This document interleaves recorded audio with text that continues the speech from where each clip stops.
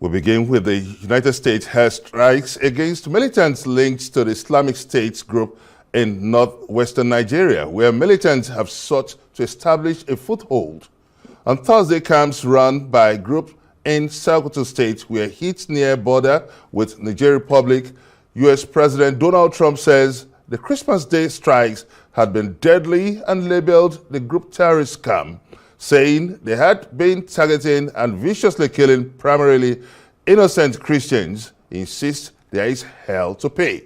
The Nigerian government also confirmed the attack, saying it was a structured joint operation and had nothing to do with particular religion.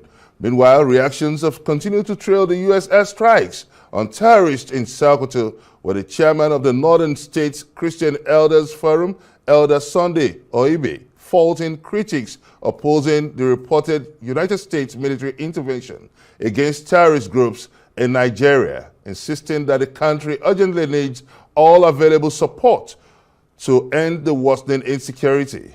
Now, speaking in reaction to growing public opposition against foreign military involvement, Elder Oibe says Nigeria is facing an existential security crisis that requires decisive and collaborative action. Meanwhile, residents of Tangaza and Tambuwal local government areas of Sokoto State have confirmed separate drone attacks on their communities carried out by the United States military. Some security experts, however, described the bombing of Jabo community in Sokoto as wrong target for ISWAP, Boko Haram or ISIS, who are known to be operating in the northeast Nigeria. Now, for more on this, we are joined live on This Week in the studio by a seasoned security expert, Salio Dantata.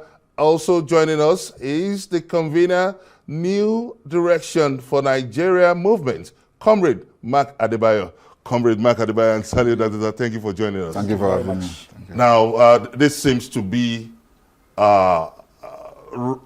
treading on uncharted territory. We look at this is a new dimension in Nigeria's campaign against insecurity.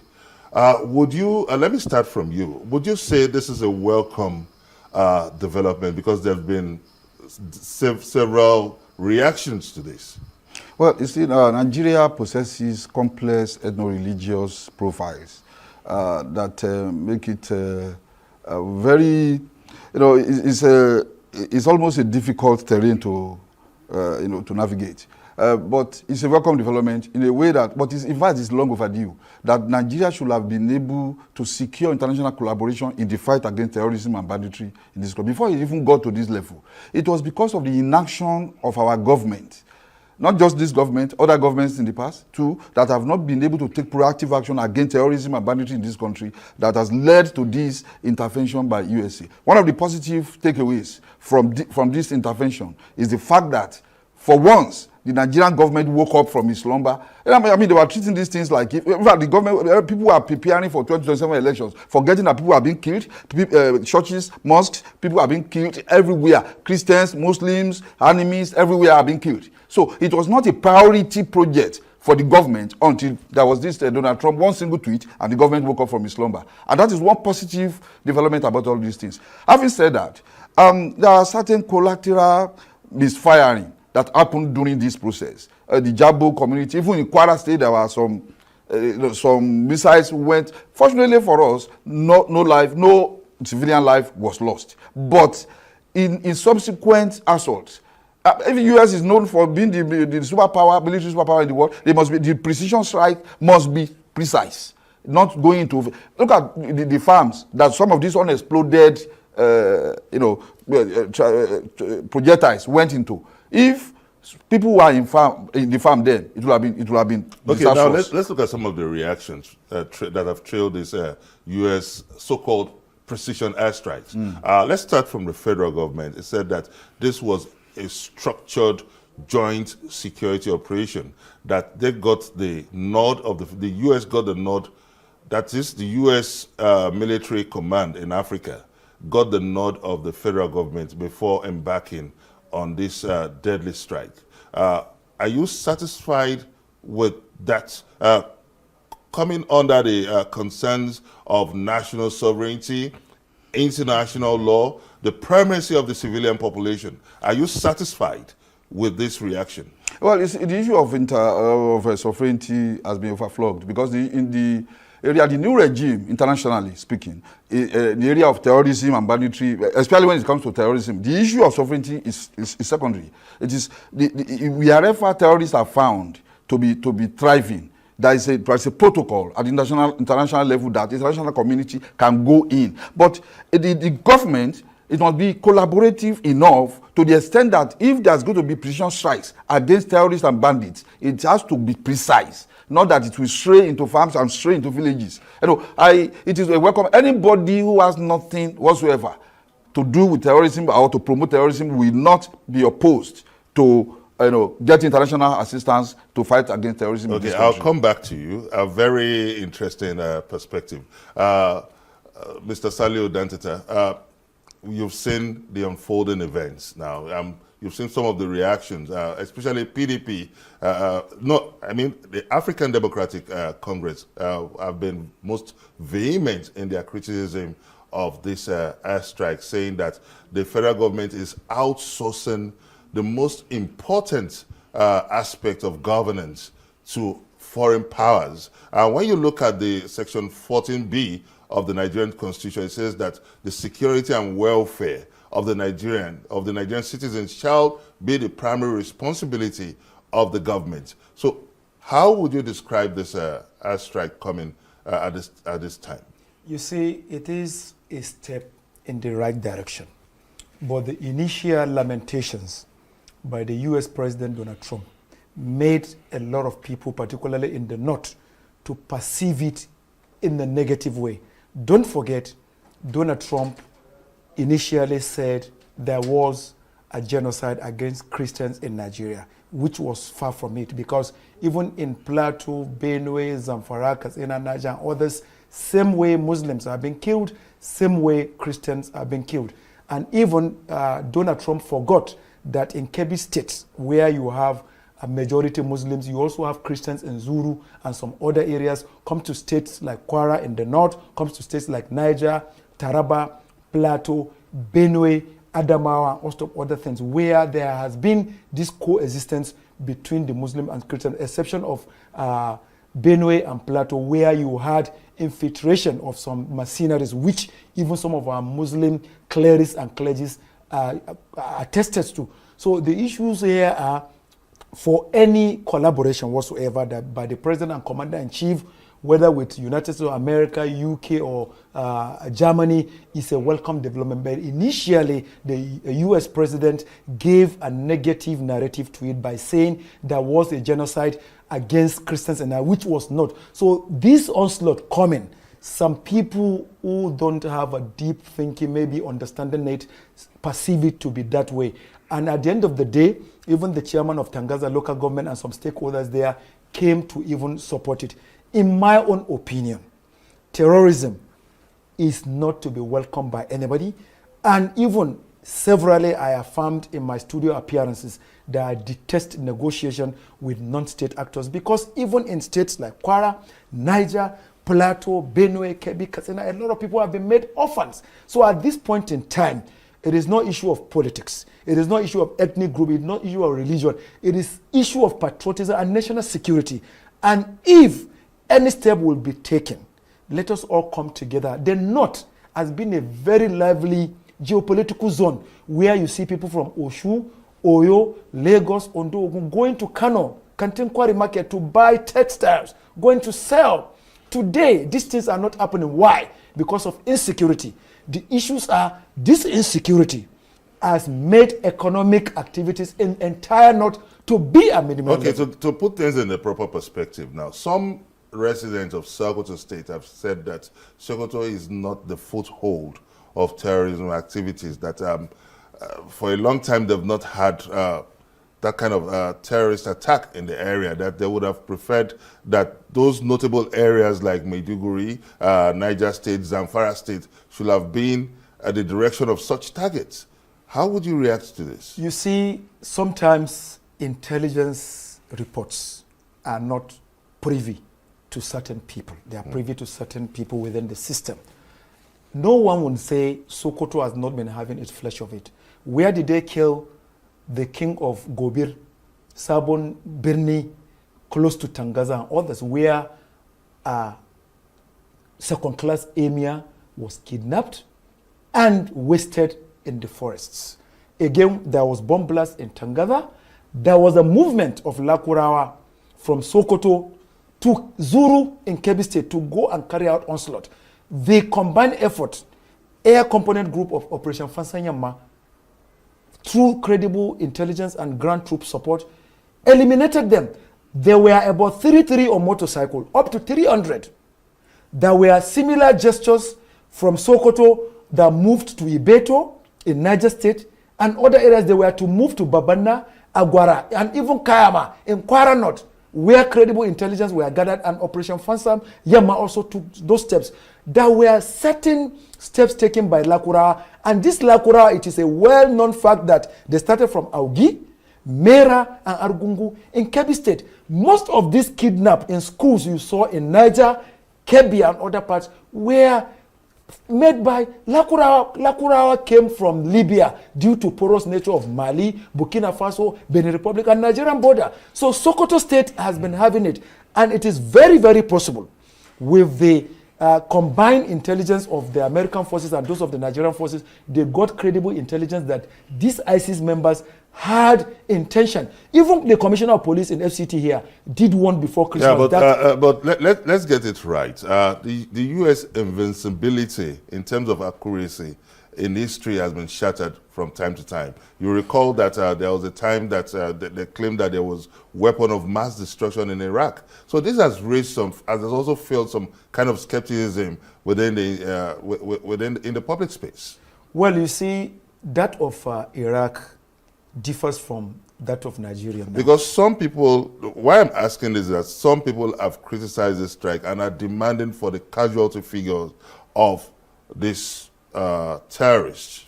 Well, every government we know is accountable, particularly if it has to take place, the two chambers of National Assembly, then the State Council, and also of others. Be it as it may, like I emphasized earlier, national security exceeds mediocrity, politicization, and self-centered interests. I am a northerner. I know how we've been enlightening people, particularly on ownership involvement, just the same way it commenced in Sokoto, northwestern Nigeria. I believe it is going to extend to northeastern states of Nigeria, north central state of Nigeria. Or don't forget of recent in Gamborungala, where we have border between Borno and Chad, the operation Hadinkai under Major General Abdulsalam Abubakar gathered momentum by eliminating and neutralizing a lot of ISWAP and Boko Haram insurgents. It is possible because of that success recorded, they felt at that material time where they needed to concentrate was northwestern state. We've been advocating for concentration in Sokoto, Kebbi, Zamfara, and other northwestern states. And don't forget, illegal gold mining is also taking place in these areas. So I'll come back to you. Now that there have been some underlying issues that have trailed this U.S. attack, and that borders on human rights. So do you see this undermining the human rights and the primacy of the civilian population, Comrade Mark Adebayo? Whatever is done, actually there are rules of engagement, even when in international collaboration against terrorism and banditry. So I want to encourage the federal government to ensure that the innocent people and villages are protected. Nobody in his right senses will oppose this. For the first time, I mean, maybe one is seeing one thing that one can at least, appreciate this government for. I mean, at least thank them for that. They are bringing a long-awaited international collaboration into this process. So the human rights angle and the collateral damage must be reduced to the barest minimum. We know they will come, but they have to be reduced to the barest minimum. And you see, this initial hiccups about like maybe the projectors going astray to some other areas, has been bringing some kind of pushbacks from the people. But thank God, no life was lost. And I believe as time goes on, maybe the bombardments go on, there will be much more accuracy about it. But whatever is done, whether there are boots on ground, in fact, as we speak now, in those areas, the general areas that of these Lakwarawa and ISIS operations, as we speak now, there are some military actions taking place since yesterday in those general areas. We just want to encourage our armed forces. And by the way, the Nigerian army, the Nigerian military is more than capable to defeat these people with the right equipment, with the right motivation, and minus fifth column meanings within the government and outside the government that are already.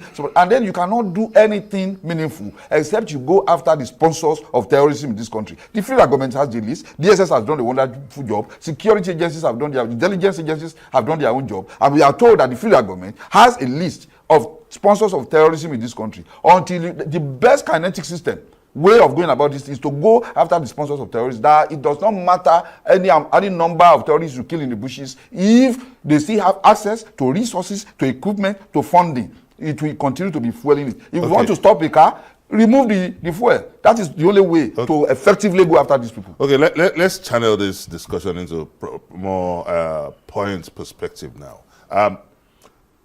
Let's look at you talked about rules of engagement, and we'll look at the communication style of the federal government, its response style. Many Nigerians got to hear this on President Trump's Truth Social platform. Do you think this is the right way? Because people are saying that the Nigerian government should have been more proactive. They shouldn't be hearing from the social media platform of a foreign power. Well, anybody who does not know the Nigerian government will complain about that, because being proactive is not one of the strong points of this government. Doing the right things at the right time has not been the strong point of one of the strong points of this government, because it's so embarrassing. Actually, it's an international embarrassment that a local event was announced outside the country on a quote-unquote Twitter. That is where Nigerians and the news agencies began to sort that from. What are the people in our foreign affairs doing? What are the people in the Ministry of Information doing that we had to hear, even from the presidency? What are they doing that we had to hear that? And then the foreign affairs minister said he spoke with Exet for 90 minutes before and after the something. And it's not about speaking. It's about the fact that something has happened and then we are hearing it from our own source. You don't begin to behave. You know, the former president, Buhari, important policy frameworks are being announced outside the country when he's addressing international community. We are not told here. So that incident was very embarrassing. And whoever is supposed to be responsible for that needs to, some sanctions need to be applied. It's embarrassing. It's not good for Nigeria. It's not a good image for Nigeria internationally that what happened here, we are reading it outside the country. It's not fair. It's not good. Okay, Mr. Saliu Danzita, let's look at the broader aspects of this. Do you see some misplacement of priorities here? Because just some few days ago, the U.S. delegation said that the war would not be won on military boots. And now there are some steps, even from the recommendation of the northern governors, that have said that they advocated clearly for state policing. And it seems the federal government has been foot dragging on state policing. And also you look at some other non-kinetic issues like out-of-school children. The federal government is yet to respond with this issue of safe school initiative appropriately. So when you look at this issue of absence of state policing, some of the non-kinetic issues that have been raised out of school children, and now we are seeing this abrasive strikes coming from the U.S. government. Do you see this as a misplacement of priorities? Yes, you see, when I take it from the angle I want to take it, there is that possibility that President Trump just took our country by surprise. And in order to save themselves from shame, they just had to key in by making the spokesperson of Ministry of Foreign Affairs to say, yes, we are aware. Like my very good brother said here, any experienced administrator will know the channels of communication. In the first place, it was supposed to be either Nigeria's Ministry of Defense or National Security Advisor's office spokesperson that brings out any issue related to that, because we are talking about security. We are not talking about bilateral relations. We are not talking about diplomatic relations. And like he emphasized, in our high commissions and embassies abroad, we have military attaches. It is either Air Force officer of the rank of Air Commodore, or naval officer of the rank of Rear Admiral, or even Navy Commodore, or Army officer of Brigadier General.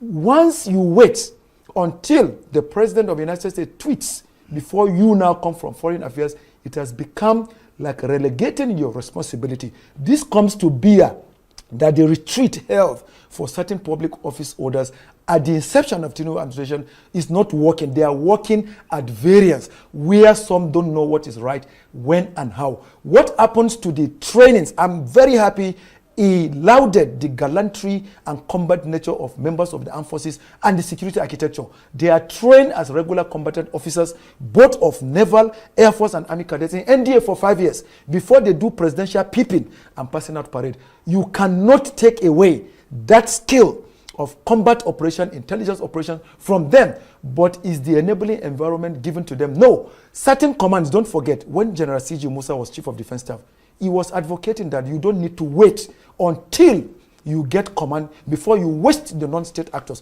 which is to say, even in chain of command, they wait too long where bureaucracies take place. So our troops of the armed forces, police, DSS, and others presently carrying out onslaught, a lot of them have, don't forget General Uba, where we are the covers for General Uba. That's what this elder statement is saying. So the issues are, there is misplaced priority, they are working at variance, and that is why severally we have called for restructuring of security architecture. Coming to state police, you see, where our governors to be the governors that know what is right, when and how, will have said yes.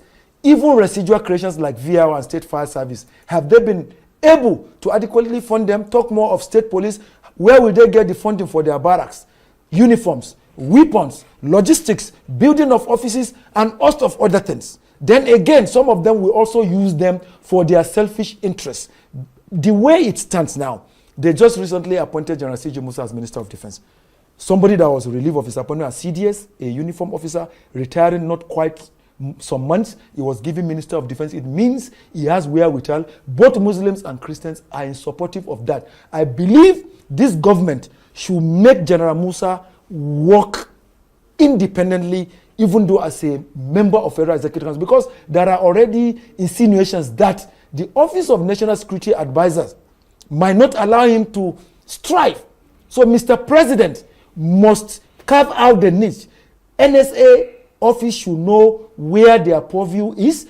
Ministry of Defense should know. The Defense Headquarters should know. The various service agencies like Army Headquarters, Naval, Air Force should know. Inspector General's office should know. And also Okay. Let me come in quickly. Let's take the views of prominent Nigerians. Someone like Sheikh Gumi has condemned this U.S. strike, saying that it would only attract U.S. forces to Nigeria and make the country a theater of war, that rather Nigeria should have solicited the intervention of China, Turkey, and Pakistan. What do you make of this statement? You see, Sheikh Gumi was a retired captain in the military, is entitled to his view. Don't forget, after the Abdurrahman Chinese government in Niger sent the African Command of Niger, of US Army packing from Niamey, there were certain insinuations that Nigeria might be a place for them to set up the African Command. So at this time that this onslaught went on, Sheikh Gumi might perceive it that way. But the issues are, even though we know we are open to non-kinetic approach, no one in his right senses right senses should negotiate with a terrorist like me. No, we are not talking about negotiating with terrorists. No, he is saying that trying to unleash strikes that would protect the Christians would only polarize the country. Do you go by his submission? We have not gotten a document showing that the strike was to protect Christians. Like I told you, during Sir Ahmadu Bello as premier, we had strong northern Christians like Awoni of blessed memory, Michael Auduboba from Plateau, and host of others. But do you think alliance with China, Turkey, or Pakistan would have been a better alternative? Now that China is tapping some of our resources, we are hearing some allegations that some of these people that are into mining, even though it remains allegation, that sometimes for them to have access to their sites does some negative things, which I don't want to say here in your studio because of NBC law. You see, issues of saying China or Russia is matter of interest. Don't forget, Tinubu as president did not initiate this international collaboration alone. Former President Olusegun Obasanjo, in one of his statements, said, if Nigerian government fails otherwise, we can look for collaboration and support of international communities like United States of America. Former President Olusegun Obasanjo was head of state under military, later democratic elected. And don't forget, people like former Chief of Army Staff, late Lieutenant General Victor Malu, resigned his position as Chief of Army Staff because Obasanjo then, as president, wanted to bring in African command of the U.S. Marine into Nigeria to have their command here. So the issues are former President Olusegun Obasanjo, who you know also throw banters at President Bola Ahmed Tinubu at every interval, made this suggestion not even up to some months. So like I'm saying, let us try anything we can do to curb insecurity. It is affecting farmers in the north. It is affecting everybody. So it is not, where is the diocese of Reverend Father Matthew Kuka? It's in Sokoto. That is to tell you, Christians in Sokoto are not being tormented. They are living peacefully. Christians in Kebbi, living peacefully. People like a former Chief of Army Staff, former Chairman of NDLA, late Major General Musa Bamei, a Muslim from Kebbi State, his brother, same mother, so same father. Before Christian I come from to Kebbi Comrade Mark Adebayo, but do you think alliance with China, Turkey, or Pakistan would have been a better option for Nigeria? We have been open to corporations, military cooperation with U.S. than these countries. The Tucano that Buhari procured in 2020 was from U.S. government to government. There are a lot of military deals we've been having with America. China, we commenced not as long as we've been having with America. And don't forget, after Britain that colonized us, Nigerians' second home is United States of America. And sometimes you do things to protect your people in diaspora. Today, our people in Texas, Arkansas, Chicago, Illinois, Washington, D.C., Maryland cannot be compared to our people in Guangzhou, Beijing, and others. So you also consider your people there. So if we are to make consideration, we should consider where Nigerians let me bring in Comrade Mark Adebayo.